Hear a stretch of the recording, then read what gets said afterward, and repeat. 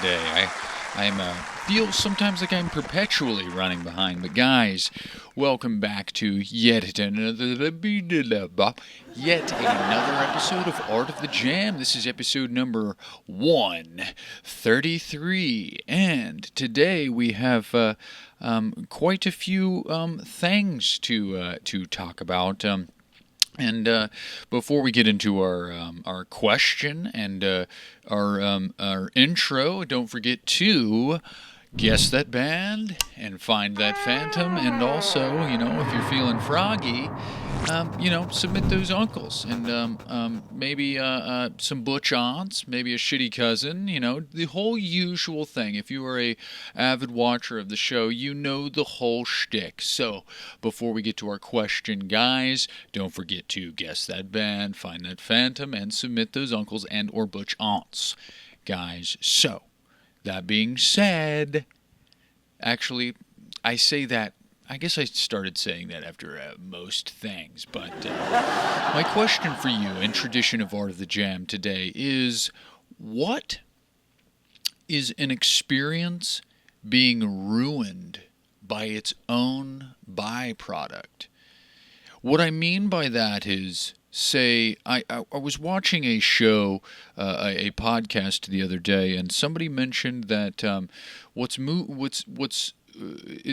it's not so much as people. I mean, obviously, you go back as to the COVID days, and going to movie theaters, for instance, have kind of fell to the wayside. Nobody really goes out to the movie theaters because on account of streaming services and whatnot. Which, I mean, I'm neither here nor there on the whole concept of what's better, but I'm a big movie theater guy, right? But there was somebody that's mentioned that movie theaters aren't necessarily the movie theaters aren't being ruined by necessarily movies or the experience of going to the movie theaters. It's the concession prices. That's one thing I never understood about movie theaters is you go to the store, you go to a gas station even, and gas stations and convenience stores are obviously notorious for having crazy prices on snacks comparatively to a grocery store or a Wally Mart. But movie theater prices, it's like, what are they doing? I feel like that's like price gouging in a way. It's like you get those little cookie dough bites in a little box of cookie dough bites, and it's like $6 for something, when it's like, you can just go to the store and get it for a fraction of the price. I mean, popcorn is pretty fucking cheap, I would say. Even but it's like $6 for a fucking bucket of popcorn. I mean, and it's like a soda. That soda. You can go to the fucking gas station and you can get a big gulp for like $3 or something, or $2, or, I mean, I can only imagine. Like, you go to the gas station and it's like $2 for a coffee, a large coffee. But I feel like if you were to, I mean, you can't. I don't know what movie theaters serve coffee, but if they did, I imagine that same coffee would be like $8. It's like, what are they? I don't get it. It's like the movie ticket is cheaper than the concessions, I feel like. I mean, there are a lot of people. They don't really enforce the rule of bringing outside food or drinks. That's why I feel like I'm extremely fortunate that it's 2026 and men can carry purses now, because I don't go anywhere without being strapped with a snack tucked in my purse. I mean, I don't so much carry it all the time, but sometimes whenever I want a fucking snack, I'm gonna bring a fucking purse full of snacks to wherever I'm going. Anyways, that's my example. So my question for you guys is, what is an experience being ruined by its own byproduct? That being said, guys, cue the intro.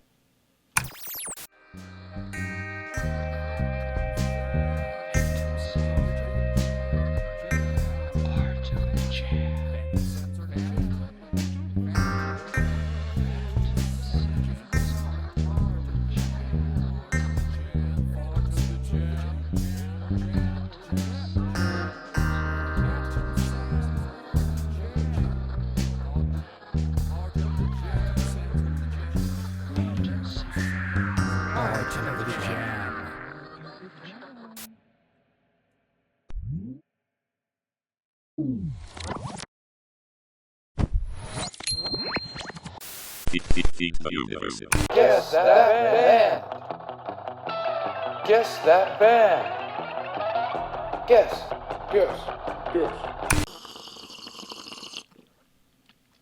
Up. And we are back from the intro, guys. And before we get into a little bit more on our question, I just want to say that Phantom Sam's Art of the Jam is brought to you by Phantom Sam's Word of the Week, Sonder. Our word of the week is Sonder. What does Sonder mean, you ask? This is kind of fucking poetic as shit, I'm going to be honest. I was perusing the YouTubes, right? And I seen a video, and it was like it was something about feelings everybody feels but doesn't know the word for it or doesn't know how to describe it or something of that nature. I can't remember exactly what it was. And honestly, I only watched the preview where you like hover over it and it plays it for like 30 seconds to 60 seconds, whatever. But the first one on it was Sonder, and it was honestly the most important one of the, I can't really rightfully say that because I don't know what the rest of the, I don't know what was on the rest of the video. I don't know what the rest of the feelings and the words were, but Sonder was important to me because it's a feeling that I feel often and all the time. And so the meaning of Sonder, I will say, is Sonder, a noun, okay? It is the realization and understanding that all other people have lives as complex as one's own, okay? So it's the way that they described it in the video is the feeling of riding up on at like a stoplight, and you see somebody in their car, and most people, you don't even realize it, but I don't want to say, I'll say a majority of people, I'd say a majority of the time have the main character complex, meaning like you are the main character of your story, which is not honestly that big of a deal. I'd say, I mean, like, it is your life, and that I don't think that means you're not thinking of other people. It just means that you are the main character. You look down at your hands. This is your hands. You're from your perspective. Your fucking looky holes, which we'll get into that. But you are the thing. You are interacting with the world. You technically are your own story's main character. Like you kind of have to be. I feel like. If or Scream. You just have to be. But what I'm getting at is you see that person in the car, and they're just like, like twiddling their thumbs at a stoplight, or checking their fucking messages, or changing a song, and they're just or flicking a cigarette, and then you realize, like, oh, that person, like, what is that person doing? Like, they're the main character of their story. What's their story? What are they doing? What are their aspirations? What are their dreams? What do they do? What do they do? It's like, what have they gone through in their life that led up to this point where you're both at this stoplight? It's just, there's just all these little avenues and alleyways through life that people are and we're just like crossroading just randomly, and it's like we're these main characters in all of our stories, and there for a split second, as you're admiring this other person, you might not be the main character there for a second, because you're so focused on this other person, and you're wondering what their lives are about, But I'll use it in a sentence for you guys. And I even, damn it, dude, I got a little bit of a water dribble on there, and it made my ink run. My ink's running. Damn it. Anyways, I'll do my best to recite my sentence for you that I wrote. So, Sonder, used in a sentence. I tend to sonder in small towns as I pass porch lights on night drives, caressed sweetly by my own curiosity, pondering what people could possibly be doing day to day in such a place. What gets me about that, and I mention, you know, I mention that I feel this feeling quite often, to sonder, right? And I first had this feeling because whenever I am driving home from shows, or I'm driving to show wherever, I'm driving at night, it's the porch light of a small town. Say, and I mean those small towns that are just like one little road. There's like a barn, a gas station, maybe a general store, and then just a slew a slew of a small town speckled with a slew of houses, right?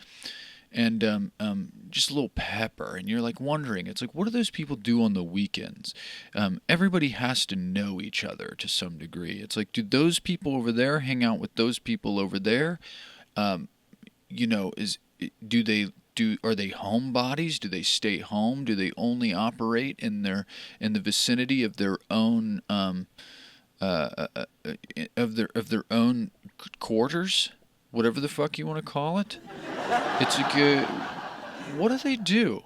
You know, what do they every Friday night after work? Do they commute to work? You know, do they commute? Especially if you're driving through a like rural area, like, and you're an hour from a town. It's like, do they commute to work an hour every day to and from? Do they every weekend? Do they go out to do they go out 3 towns over just to go dancing, or to go to the bar? Or do they just go to the gas station and they buy a booze and go to their buddy's house and get drunk? And not to say that all small town folk are drunks. I'm not trying to say that, but that's honestly the only thing I've ever done in a really small town back in the day. Anyways, you know me, but it's just it's a crazy feeling to sonder, to realize and understand that everybody else is their own main character in their own story.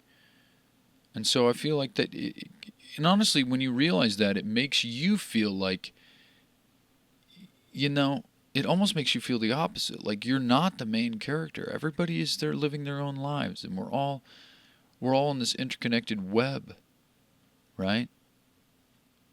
Of existence, and we all should treat each other as so, like a, you know. Which brings me to my next point about our question, which is experiences being ruined by their own byproducts.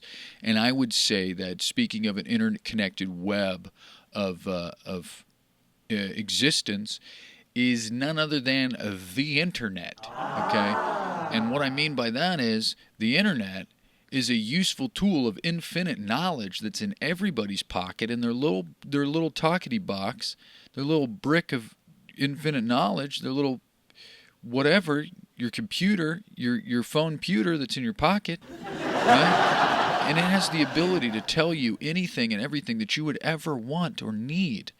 You could use it to help fix your car. You could use it to, you're new to music. You could use it to tune your drums or restring your guitar. You could use it to figure out how to cook a complex and healthy chickpea frittata. I don't even know what the fuck that is. I just made it up, but that sounds fucking dope, and I don't even quite know what a frittata is. But you know what I mean. You can use it for anything and everything, but then you have social media, where everybody just wants to just spout off their own fucking opinions all the time, and it's just an echo chamber of opinions, and they're all just shouting at one another. They're not listening to one another, and we all are like, hey, look at me, look at me, look at me.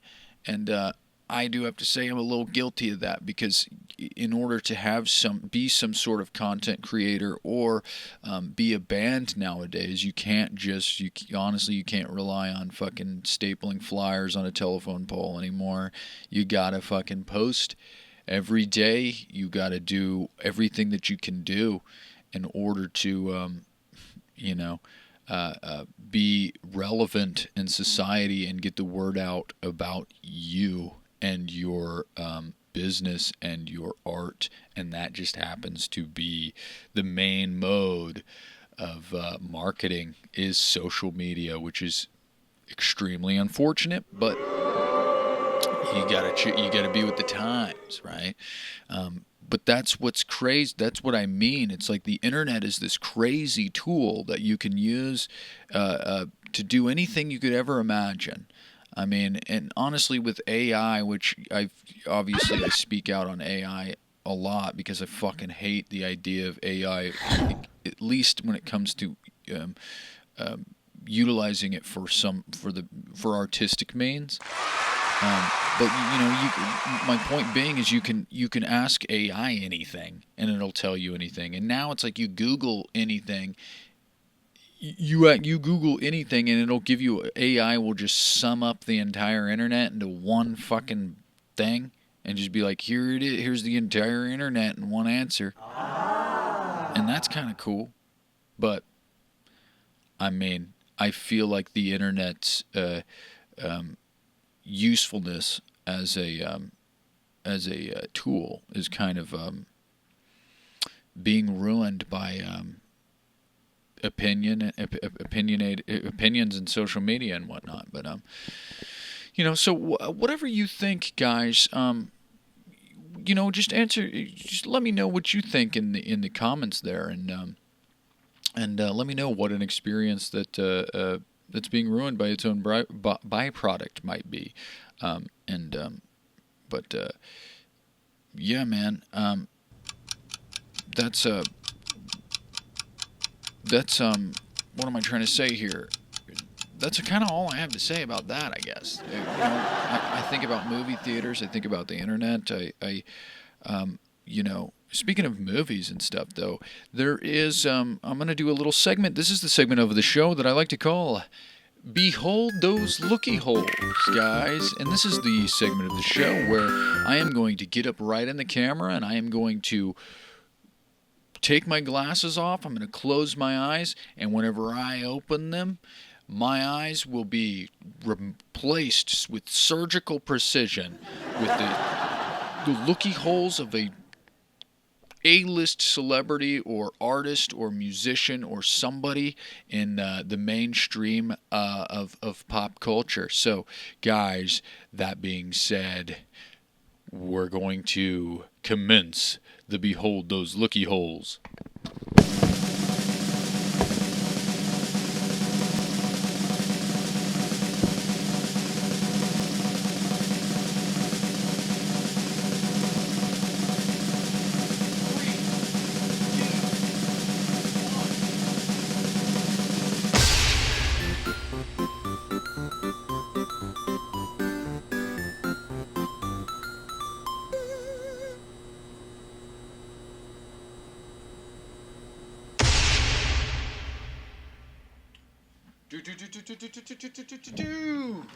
Guys, I hope you can guess with whose looky holes those might be. But guys, before we get to the next segment of the show, I would like to say, here we go with a word from our sponsors at Hosewater. Do you like the taste of a bloody, busted lip dealt by your dad to your mouthy adolescent ass? How about the cherry chapstick of your first childhood kiss? Well, this ain't it, but it's close. Introducing to you, Hosewater. It's like your tongue has been touched by childhood memories, except for that time at the water park you've been repressing since you were 9. We don't like that one. It's the same rusty flavor you never knew you'd missed. In fact, it's the same water you can acquire yourself from the spigot on the side of your house. But this one's from my house. And I bottled it for you. Capitalize nostalgia. Look out, Nestle. before too long, it'll be at all the music festivals, especially the ones ending in lawsuit. We giving to Sony a run for the money. Yeah. And we are back. I hope you guys enjoyed that word from our sponsors there at Hose Water, brought to you by the same people that bring you corn water, which hopefully in the future we'll see what that even means. But guys, this is a segment of the show where I'm gonna actually before we get to the next segment, I'm going to reiterate on the movie theater thing. So while we're on the topic of movie theaters and celebrities and whatnot, I did watch 3 different movies. I usually on Sundays, that's my if I don't have a show on a Sunday, I usually hunker down with my fiance and my dog, and we watch movies and recoup for the next week, and we watch movies all day. And I watched 3 pretty decent movies, I'd say. Now I'll start with my first one, and Sideshow O'Malley. I think you and Dimitri would really enjoy this movie. This movie stars a young Anthony Hopkins of the Silence of the Lambs fame, and it's a movie from 1978, and it's entitled Magic. And I'll get into this after, but at this past weekend, I was at a show, and my buddy Miles, who has been on the show with Tapeside, if you want to watch that, it's right here. That's Tapeside. Miles Mannion and Alex Contreras were on in the past, and but Miles, the drummer of Tapeside and the drummer of the Brandon Stewart and the Folly of Man, whom I played with this past weekend at our first show as a new reformed Phantom Sam, which went fairly well, I'd say. I wish I might have some footage, I might not, I'm not sure. Actually, I'll have to dig around for it, but we did have our first show at Dive Bar in Columbia with me and Brandon played Phantom Sam's set, and then Brandon Stewart switched to his band and the Folly of Man, and they did their set. But I will have to say, happy birthday, James. There was a man in the audience who was digging the show, and it was his birthday. His name's James. So, James, if you're watching this, happy birthday to you, buddy. I hope it was a good one, and I hope we did it for you as far as the show goes. And that one dude that was at that other table, fuck you, buddy. You know who you are. Just kidding. I talked to him after. We were fucking just giving each other shit the whole time. But, guys, Miles told me about this movie, and it was a young Anthony Hopkins, and he is a... I have to say this quietly so they don't hear me, but he used the P. He was a ventriloquist. I'll say that. So they use ventriloquists are obviously they are users of the P word. I can't say it. I'm not one, so I can't use the word. It's derogatory to use the P word or the D word. So I can't use it around Dimitri and Sideshow O'Malley. So I hope you fill in the blanks. And for me I'll fill in the blanks with animations or pictures or images. So what I mean by the P word is this and this. Go away now. What I mean by the D word is these and that. Okay, go away now. All right, so I think you get the picture as what the P word and the D word means. If you don't, I can't do much more for you, okay? But the movie was called Magic, and he was a ventriloquist whom he is in spoiler alert, by the way. I'm going to try not to give away much, but the whole thing. But it's from 1978, and if you haven't fucking seen it yet, you've had like 40, 50 fucking years to do so, dude. You've had so long. Okay, I'm not responsible for the fact that you haven't seen the movie yet, but let me get into it. So he's a ventriloquist, right? He was a failed comedian and a failed magician, and sorry, I just puked. But he now does ventriloquism, and he's fucking killing it, right? So then Burgess Meredith, who was the guy from Time Enough at Last, Burgess Meredith, what's up, buddy? He was the guy from Time Enough at Last, and a couple other episodes of the original Twilight Zone. Renowned actor, one of my favorites, I'm going to be honest. But he's a manager and he's going to give him his own TV show, and because he's fucking fire, fucking fire, dude. But Anthony Hopkins' character doesn't want to, since he has to, when he signs to this show, he has to do a mental evaluation, and he's crazy, so he wants to avoid the whole thing, and he masks it as he's afraid of success. So he retreats into the Catskill Mountains, whom he stays at a cabin and of where he grew up as a child. And anyways, you come to realize that he starts fucking spiraling into psychosis, and the ventriloquist, the real guy impaired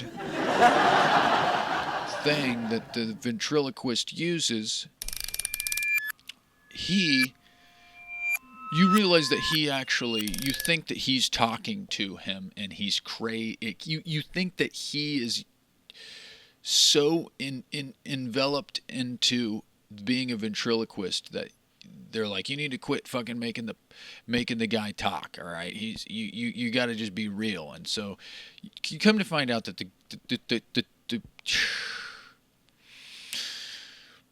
the living impaired, the flesh impaired thing that the ventriloquist uses, he's actually has some sort of consciousness, and he's telling him, requesting that he kills people, okay, unalives those motherfuckers. So you can imagine what would ensue. But I'm going to be honest, a lot of it was unclear. A lot of it was drawn out, and but it was very, very interesting. It was Fats and Corky, but Fats was the ventriloquist, and no, Corky was the ventriloquist. Fats was the ventriloquisted. That's a better word. The ventriloqui. Yeah, so that was kind of a crazy movie. And I also watched the movie To Die For. I think it was from like 1989 or something. I didn't write down the years. I just remember magic because it was 1978. And it's the same year as my Granada, my car, my Ford Granada, 1978. But anyways, To Die For, it was Nicole Kidman and a little wee baby Joaquin Phoenix, who was trying to reinvent himself as an adult actor and not a little whiny. I don't want to say whiny boy. I don't know why I said that, but he was not a child actor anymore. He's an adult actor. But Joaquin Phoenix and Nicole Kidman is a aspiring journalist, a video journalist, like a weather girl or a news anchor, and she marries her husband, and her husband wants her to help him pursue his family's restaurant. And so he's like, there's got to be a point where you give up your dreams. But she's one of those like hard-headed, like pew pew pew, you know. I don't know what that means. There was lasers shooting out of my eyes, but I guess that has nothing to do with it. She's just very hard-headed and very focused on accomplishing her goal. Like she won't, at all costs, she will accomplish being an anchor. And so she, Joaquin Phoenix and actually Casey Affleck, and then I forgot what the other girl, she hires these high school kids to unalive that fucking husband. Hubby dead. Joaquin was banging her too, which is kind of crazy, which is interesting. But it's kind of fucked up now. I mean, it's kind of fucked up then, I guess, but, you know, some adult lady banging a high school kid, even in a movie, even though that he's obviously like 30.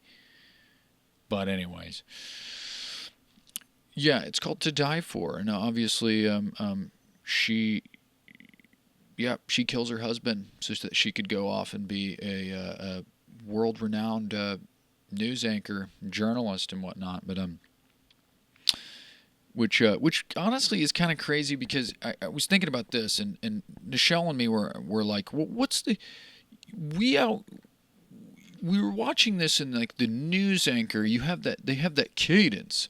Well, what now? Back to you, Bob, with the sports. And they have that like cadence of when they blah blah blah, blah, and then so with the radio voice. Back to you, Bob, with the sports.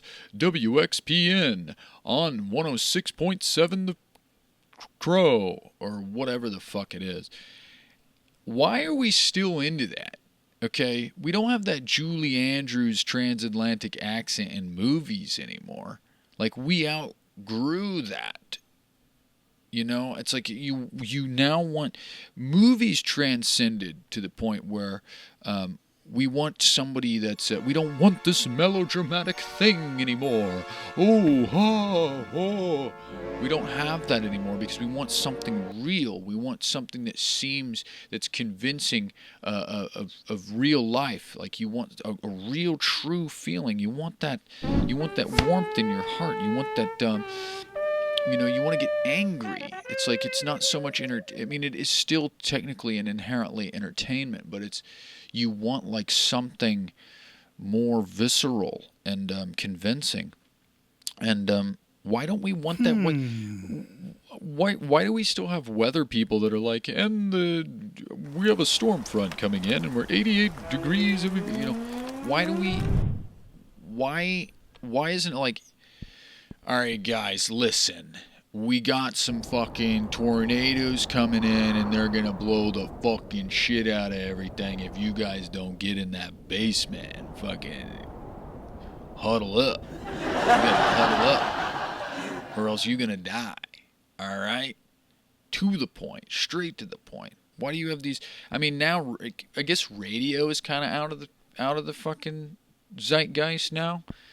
I mean, and I mean, what are we doing here? You know what I mean? It's you have the Joe Hogans. It's pretty real. So I guess news is the only thing that we haven't necessarily outgrown. I would say that 75%.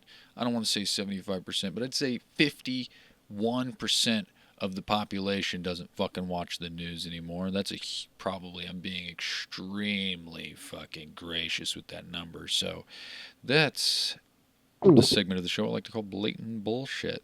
That's when I make up shit. I just made that up. That's a statistic I made up. So, you don't have to listen to me, guys. But I will say, I just think that the traditional cadence, we haven't outgrown that. It's like we've outgrown radio. We've outgrown film. It's like, come on, weather women and men and weather theys. Why do you have to say it like that? You don't have to say it like that anymore. You can just be straightforward and honest with me. You can just say, hey, it's fucking hot outside. Hey, go outside. Look how fucking raining it is. Look how raining it is. It's so fucking wet, dude. It's real wet, and it's going to continue to be wet. There's a 20% chance of wet, okay? There's a 23% chance of wet for the rest of the week. That's what I want, okay?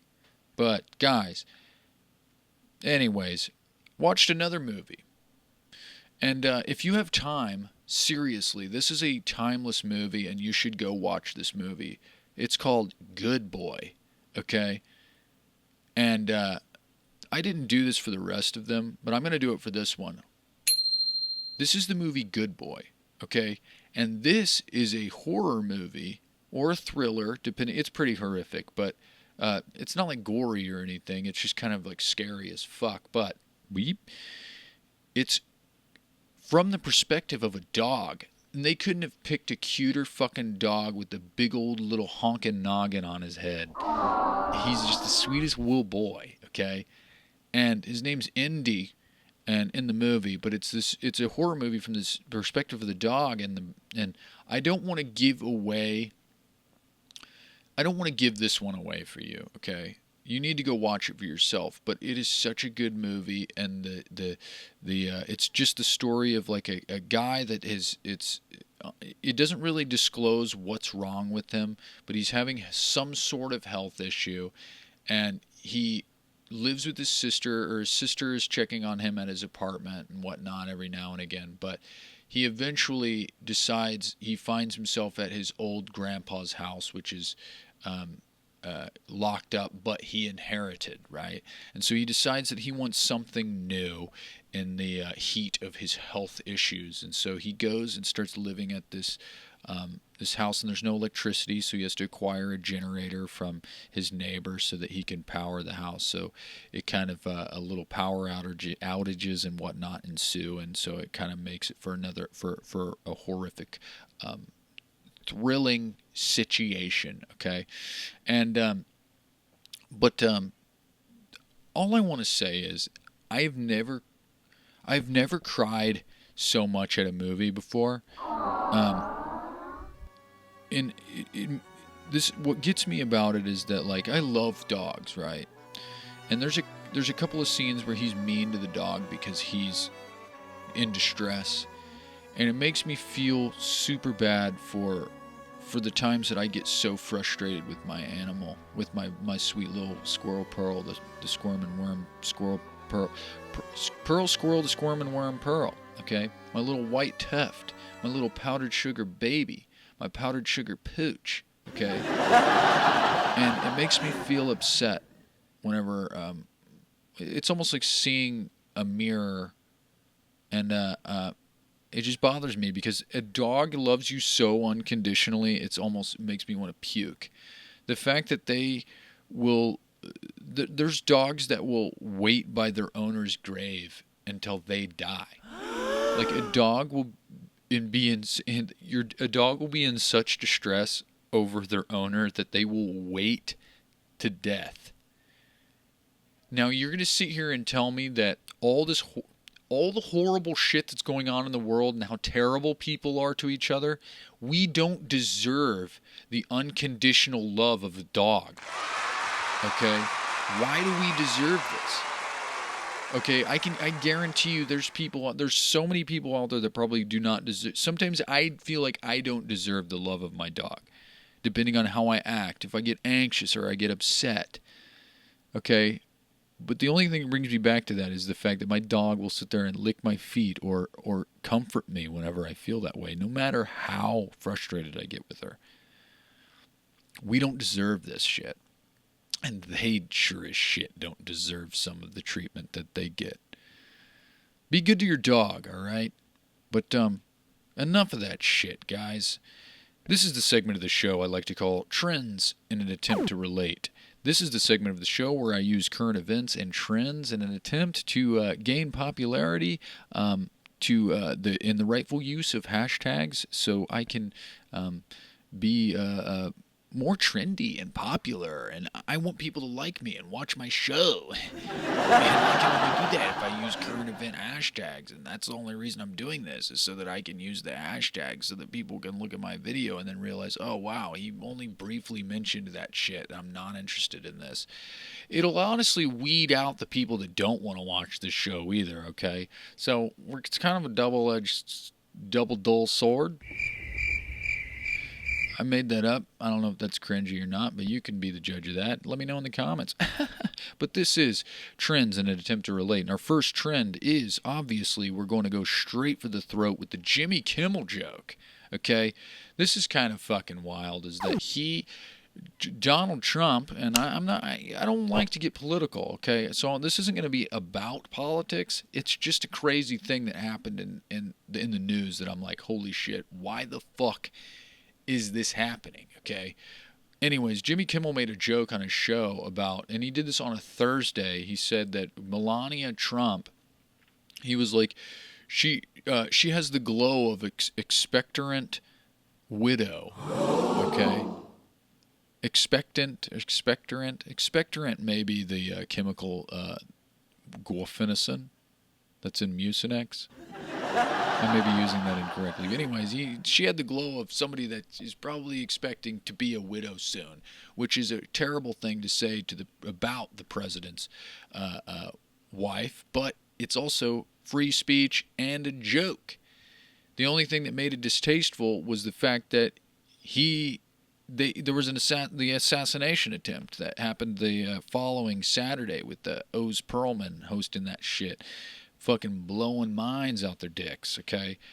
Anyways, I thought that was fucking crazy that Trump is ordering ABC to renew licenses on all their fucking shows because he makes this joke, and he's ordering Jimmy Kimmel to be fired. Jimmy Kimmel is just being perpetually fired and rehired, okay? Why can't we just give it up? It's like somebody, you know how many... If you stripped somebody of their entire life just for being mean to you, nobody would have a life, okay? No matter how nice you are. You can't just you can't just be like, hey, I'm the president. You made a joke about me, so fuck you. I'm taking your career and life away, dude. You're Donald Trump for one, too. So it's like you've dealt worse, and you've taken worse than just a silly joke, even given the circumstances. All I'm saying is, it's America, and we have the freedom of speech. This show, as long as they put a disclaimer, I can say whatever the fuck I want. We're having fun, guys. Anyways, next one we have. Down in Florida, we've had a Burmese python infestation for quite some time because somebody decided, hey, I don't want this snake anymore. I'm going to throw it in this swamp. And then they just started fucking, and then just the whole just swole with fucking snakes. And there's so many fucking Burmese pythons in there, and they're eating everything, and nothing's surviving. We are destroying the world. Anyways, but they're using possums to control the Burmese python population, which at first glance I was like, fuck, dude, what are they armoring these fucking possums and fucking armoring them and weaponizing them to the gills? What are they fucking doing? They're fucking, like, I imagine like a fight, like a fucking possum and a python fucking versus, because that was the headline, was possums versus pythons. I was like, that sounds like the fucking ticket fight.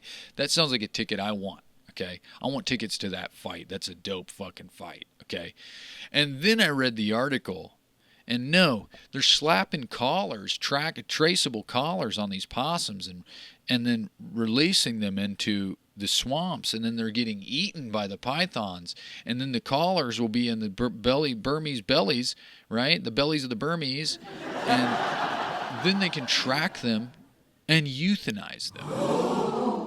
That ain't a good fight. That's fucking shitty. That's way less interesting. Okay? I don't like that. I want them to fight. I want fucking katanas and shit. I want a possum with a fucking pole arm. I want a just scorpion hook on the back of on the tail of the fucking python. I want something crazy. I want like a choose your weapon type of situation. Okay? I want a fucking Coliseum. I would even go for a fucking Octagon. The Opossum and the Octagon. With the python. There's a cool ring to it. It's like a Rumble in the Jungle type of situation. It's a perfect slogan for a fucking title fight of a fucking poster of a title fight. We're having fun. Okay? Anyways, guys, next one. Last one, okay? And this is debatably the saddest, okay? But the hot chocolate bassist Tony Wilson dies at 89. The hot chocolate did the song Sexy Thing. I believe in miracles. Where are you from? You sexy thing. You're sexy thing. I don't want to get flagged with copyright issues because I don't know if you can recite lyrics or not. I seen the RZA recite his own lyrics. Are they going to flag him for that and until he proves that it's him? I don't know. He does that a lot, and I love the RZA. He's fucking philosophical as fuck. And he had some really good lyrics about the fucking cobalt mines. But anyways, That's all I have to say, I guess, is a hot chocolate bassist. Tony Wilson dies at 89, bassist of Sexy Thing. But I guess, honestly, guys, that kind of wraps it up for this episode, guys. So, we're going to live with cause and leave results to the great law of the universe. We're going to pass each and every day in peaceful contemplation, patient, and all the while remaining present in our lives. So with that being said, we're going to go outside. We're going to pet some trees, touch some grass, kiss some dogs, pet some wives or your hubbies, as long as you're not unaliving them. To be a news anchor or a newswoman or whatever, a newsman, a news they, whatever you do and whoever you are, okay, you can be whoever the fuck you want to be.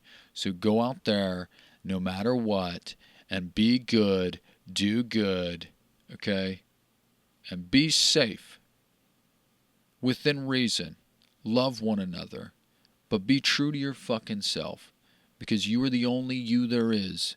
So be you, Bobo. Guys, I'm going to play you off today.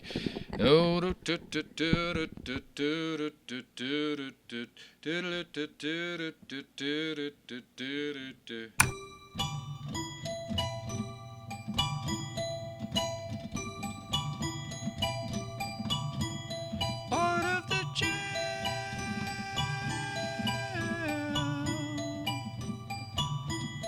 Part of the jam.